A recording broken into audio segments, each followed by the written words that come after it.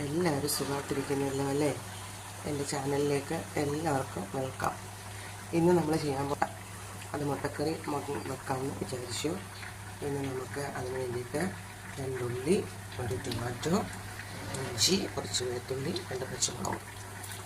പിന്നെ മുട്ടയുടെ വേകുന്നുണ്ട്. എല്ലാം ഞാൻ അരിഞ്ഞു വെച്ചിട്ടുണ്ട്. ഇതിന് മുന്നേ കാണിച്ചില്ലേ, അതെല്ലാം ഞാൻ അരിഞ്ഞു വെച്ചു. 2 സവാള, 1 തക്കാളി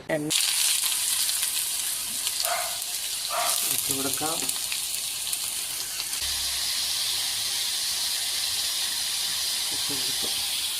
ഇവിടെ പ്രഷറുകാരൊക്കെ ഉള്ളതുകൊണ്ട് ഉപ്പ് നമുക്ക് കുറച്ച് മതി. എൻ്റെ വീഡിയോ കാണുന്നവരൊക്കെ ഒന്ന് സബ്സ്ക്രൈബ് ചെയ്യണേ.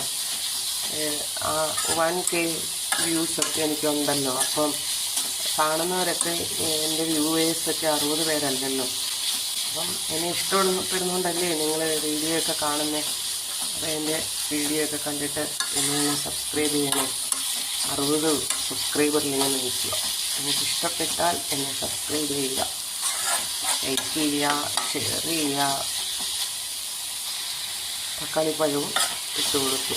അപ്പോൾ നല്ലപോലെ നമുക്ക് വഴറ്റിയെടുക്കാം. വേണ്ടോ ഇങ്ങനെയായി കേട്ടോ. വഴന്ന് കിട്ടിയിട്ടുണ്ട്. നമുക്കിതിലേക്ക് മുളക് പൊടി ഇട്ട് കൊടുക്കാം. ഞാൻ 2 സ്പൂൺ എടുത്തിട്ടുണ്ട്. പിന്നെ കുറച്ച് മല്ലി, കണ്ടോ, കുറച്ച് മല്ലി. ഇതൊക്കെ നമുക്ക് മുട്ടക്കറിയൊക്കെ എല്ലാവർക്കും ചെയ്യാൻ അറിയാം. നമ്മുടെ ഇപ്പോഴത്തെ കുഞ്ഞുങ്ങളുണ്ടല്ലോ, അവർക്ക് വേണ്ടിയിട്ടാണ്. പിന്നെ ഞാൻ ചെയ്യുന്നത് ഇങ്ങനെയാണ്. ഇത് തേങ്ങ അരച്ച് വെച്ചിരിക്കുന്നതാണ്. ഇതിലേക്ക് പെരുംജീരകം, പെപ്പർ, ഏലക്ക ഇത്രയിട്ട് അരച്ച് വെച്ചിരിക്കുക. ഇത് നമുക്ക് ഇങ്ങോട്ട് ചേർത്ത് കൊടുക്കാം. കണ്ടോ,